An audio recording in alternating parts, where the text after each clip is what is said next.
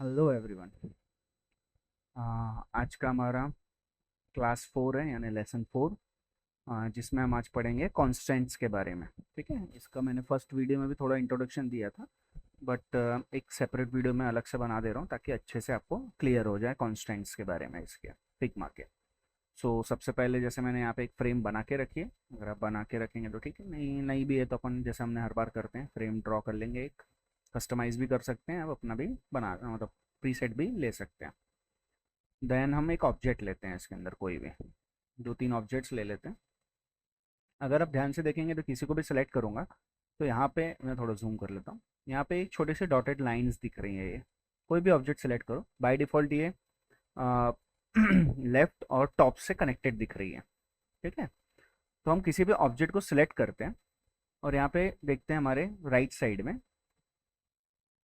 तो आप कांस्टेंट में देखेंगे horizontal and sorry horizontal and vertical आपको कांस्टेंट दिखेंगे, और यहाँ पे कुछ सिंबल्स दिख रहे हैं। ये भी उसी को बेसिकली इंडिकेट करता है बाय सिंबल्स। लाइक यहाँ पे लेफ्ट दिख रहा था, आप ये देखिए ये लेफ्ट वाला ब्लू है।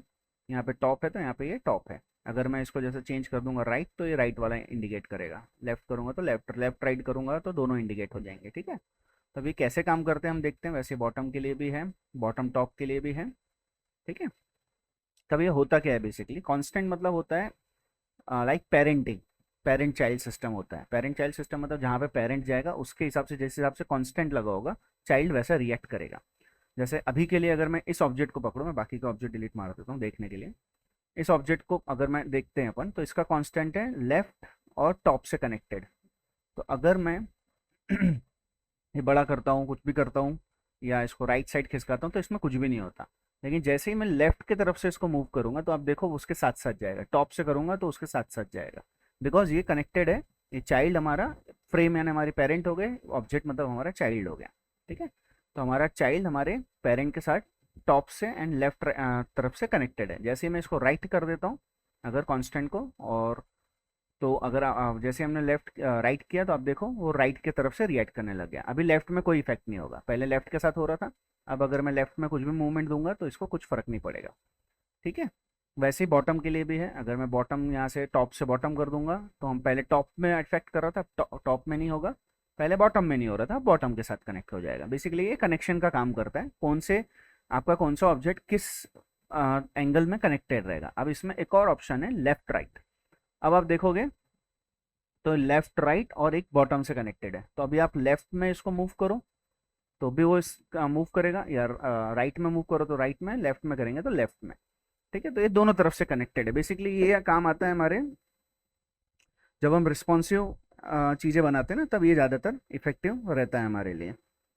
बहुत सारी चीज़ों में भी काम आता है, जैसे हेडर फुटर को फिक्स कर देना है तो भी काम आएगा। ज़्यादातर तो रिस्पॉन्सिव बनाने के लिए, कि अगर हम इसको हम डिलीट मारते हैं और एक प्रॉपर एक हेडर बनाते हैं। तो जैसे हमने एक यहाँ पे बॉक्स ले लिया और इसको यहाँ पे ऐसा बना लिया, जो भी हम हेडर मान लो, यहाँ पे हमने एक हेडर बना दिया, इसको नेमिंग रेड वेड जो भी आपको देना दे दिया आपने। इसको टॉप लेफ्ट राइट से कनेक्ट कर दिया, और टॉप से कनेक्ट रखो क्योंकि इसका बॉटम से कोई लेना देना नहीं है। जब आप इसको स्केल करेंगे तो देखिए हर चीज वो उसके साथ साथ स्केल होते जा रहा है। अगर मैं इसको लेफ्ट रखूंगा तो ये रिएक्ट नहीं करेगा, उतना का उतना ही रहेगा। राइट रखूंगा तो राइट के साथ कनेक्ट हो जाएगा और लेफ्ट से वो स्ट्रेच नहीं करने देगा। लेकिन जैसे ही हम इसको लेफ्ट राइट कर देते हैं तो ये लेफ्ट और राइट दोनों तरफ से कनेक्ट हो जाएगा और उसको चालू करेगा काम करना, स्ट्रेचिंग करना।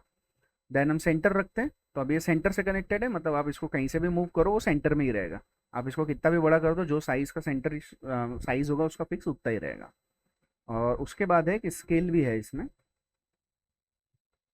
तो बेसिकली स्केल भी स्ट्रेचिंग वाला ही काम करता है, लेकिन ये दोनों तरफ से सेम अपना लेफ्ट राइट वाला ही काम करेगा, लेकिन थोड़ा डिफरेंट होता है उसमें। लेकिन ज़्यादातर हम उसको लेफ्ट राइट से करते हैं क्योंकि मल्टीपल ऑप्शन रहे तब ये एक दिक्कत कर सकता है स्केल्स में। ठीक है, वैसे सेम चीज़ हमारे लिए टॉप बॉटम में भी है। अगर आप टॉप बॉटम से करेंगे तो दोनों तरफ से रिएक्ट करेगा, और अगर सिर्फ टॉप रखेंगे तो सिर्फ ये टॉप के साथ ही रिएक्ट करेगा, बॉटम से इसका कोई कनेक्शन नहीं रहेगा। मतलब आप इसको करेंगे तो ज़्यादातर ये काम होता है फुटर के लिए। जैसे हम यहाँ पे फुटर बनाएंगे, अलाइन कर देता हूँ मैं। फुटर का थोड़ा साइज बड़ा कर देंगे और इसका कलर हम थोड़ा डार्किश ज़्यादातर रखते हैं। अभी ये टॉप से कनेक्टेड है, ये देखो ऑटोमेटिक जैसे आपने नीचे लाया तो बॉटम हो गया। बिकॉज वो फिग्मा ऑटोमेटिक उसको रिएक्ट कर लेता है। तो देखो फिटोर आपके वेबसाइट के साथ ही चलेगा, पेज को कितना भी बड़ा छोटा कर लो। तो बेसिकली ये है इसका कांस्टेंट। और अगर थोड़ा डिटेल में, अगर थोड़ा और क्लियर अगर समझाऊँ तो मैं उसके लिए आपको एक चीज़ बताता हूँ। ये 4 बॉक्स बनाता हूँ मैं कॉर्नर्स में, ठीक है। अभी जैसे ये वाला पार्ट है टॉप बॉटम से कनेक्ट रखना है, इसको टॉप राइट कर देते हैं, यहाँ से राइट कर देते हैं, इसको भी बॉटम कर देता हूँ, सॉरी राइट, एंड यहाँ से टॉप से बॉटम कर देता हूँ। अभी आप इससे भी सिंबल से भी चेंज कर सकते हैं, जैसे मेरे को ये टॉप ही चाहिए और सॉरी ये बॉटम चाहिए, बाकी लेफ्ट ही चाहिए, तो देखो ये टॉप में यहाँ से भी कनेक्शन कर सकता हूँ। सेंटर में क्लिक करोगे तो सेंटर हो जाएगा। तो अभी आप देखो हर एक बॉक्स अपने अपने लोकेशन में ही रहेगा और वो उसी बेसिस पे रिएक्ट करेगा। तो कभी कभी ये भी बहुत काम आता है, जिस हिसाब से आप कनेक्शन करेंगे उस हिसाब से कनेक्शन रहेगा। जैसे एग्जांपल मैं इसको अभी चेंज कर देता हूँ, इसके बदले लेफ्ट कर देता हूँ, तो देखो अभी वो राइट के साइड जा रहा था, अभी वो जाएगा ही नहीं, अपनी जगह पे ही रहेगा। लेकिन जैसे ही मैं लेफ्ट से इसको मूवमेंट दूंगा तो वो मूवमेंट एक्सेप्ट करेगा, ठीक है। तो बेसिकली ये इसका कॉन्स्टेंट का प्रोसेस है।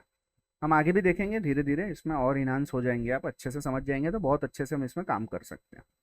किस चीज़ को आपको रिस्पॉन्सिव करना है, कि कौन स्केल होना चाहिए, कौन छोटा होना चाहिए, उस हिसाब से हम इसको बहुत अच्छे से रिएक्ट कर सकते हैं। ऑटो लेआउट और इसमें अगर ऐड कर देंगे हम तो और अच्छा आउटपुट आता है। बट अभी मैंने ऑटो लेआउट की क्लास नहीं ली है, इसलिए मैं ज़्यादा इसमें डिटेल में जाऊँगा नहीं ऑटो लेआउट के, तो फिर कन्फ्यूजन आएगा उसमें। उससे बेटर है जब मैं ऑटो लेआउट पढ़ा दूंगा तब आपको एक और बार इसका थोड़ा सा एक फटाफट वाला आउट अपन देख लेंगे इसमें, कि क्या रिएक्शन होता है ऑटो लेआउट्स के साथ, क्या इफेक्ट करता है ये। बेसिकली ज़्यादातर तो ऑटो लेआउट के लिए ही होता है ये, कैसे रिएक्ट करवाना है, क्या करवाना है। तो जैसे हम इस फ्रेम को लेफ्ट राइट से कनेक्ट कर देंगे तो अभी आप देखो आपका ऑटो लेआउट वो ऑटोमेटिक एडजस्टेबल रहेगा। जैसा आप ऑटो लेआउट को लेके जाएंगे वो स्ट्रेचिंग करता रहेगा। अभी मैंने इसको ऐसा रखा है, मतलब कनेक्टेड रखा है, मतलब हर तरफ से। अब इसको ऐसा भी रखूँगा, नॉर्मली कर दूंगा एक डिफरेंस, तो ये भी तब भी प्रोसेस में रहेगा, ठीक है। लेफ्ट राइट बस ध्यान रखो आप कि हमको इसको लेफ्ट राइट रखना है, कुछ भी करके तो वो कनेक्टेड रहेंगे एक दूसरे से। यहाँ पे फिक्स वेट्स है इसलिए वो अभी चेंजेस नहीं कर रहा। अगर मैं इसको फिल कंटेनर कर दूँ, अभी ये कंटेनर्स क्या होते हैं ये भी हम देखेंगे धीरे धीरे, तो आपको और क्लियर होते जाएगा। जैसे जैसे कंटेनर्स देखेंगे, मल्टीपल चीज़ें एक दूसरे से कनेक्टेड है, तो उस हिसाब से हमको इसमें देखना पड़ता है। देखिए अभी स्ट्रेच होने लगे, पहले स्ट्रेच नहीं हो रहा था क्योंकि फिल कंटेनर नहीं था, ठीक है। अब फिल कंटेनर, हग कंटेंट, ये जो मैं 2-3 वर्ड बोल रहा हूँ इसके लिए हम ऑटो लेआउट और ये सब सीखेंगे, तब आपको मैं क्लियर कर दूंगा ये सब चीज़ें। So thank you.